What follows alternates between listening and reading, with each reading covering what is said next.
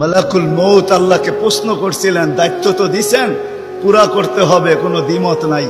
কিন্তু মনে ভাবে মানুষ সারাদিন আমার নামের চর্চা করবে, খালি বলবে এই লোকটার কোনো কাজ নাই, শুধু সারাদিন গাজীপুরে ঘুরতে থাকে, যাকে মনে চায় তাকে উঠায় নিতে থাকে, সারাদিন আমার আলোচনা করবে, মানুষের মুখে মুখে থাকবে।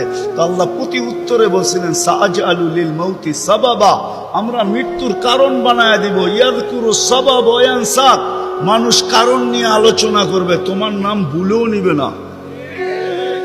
এখন নাম নিতেছে ডেঙ্গু, কয়েকদিন আগে নাম নিছে করোনা, কখনো নাম নেয় স্ট্রোক করছে, কখনো নাম নেয় এটা সেটা, ঠিক না?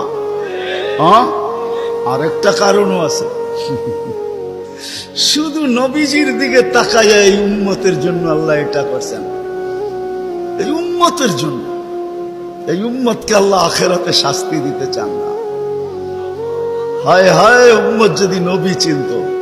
আয়সা পড়ছি অবেলা, তো হাতে সময়ও নাই, আর হইল ওয়াজ মাহফিল, অন্য কিছু হইলে হয়তো ওইদিকে চলে যেতাম। নবীজি শুনানের সময় আমার কাছে এখন নাই। যে উম্মত নবী চিনে না, নবীর কারণেই আমরা পাইছি। এই উম্মতকে শাস্তি আল্লাহ আখিরাতে ইনশাআল্লাহ দিবে না। হ্যাঁ হ্যাঁ, দেয় তো দেয় কি কইরা, যার উপরে তিনবার কুদরতি হাত লাগছে। কয়বার? সৃষ্টি লগ্নে একবার, বাছাই পর্বে একবার। আমরা বাছাইকৃত উম্মত। হুয়াজতাবাকুম জাহিদ, শুধু শুধু বলেন নাই, জাহিদু ফিল্লাহি হাক্কা জিহাদি। উম্মতে মুহাম্মাদি, আমাকে পাওয়ার জন্য যতটুকু শক্তি আছে সব লাগায় দে না। তোমাদের সেজদার জায়গা দিয়া নূর ফুটা বাহির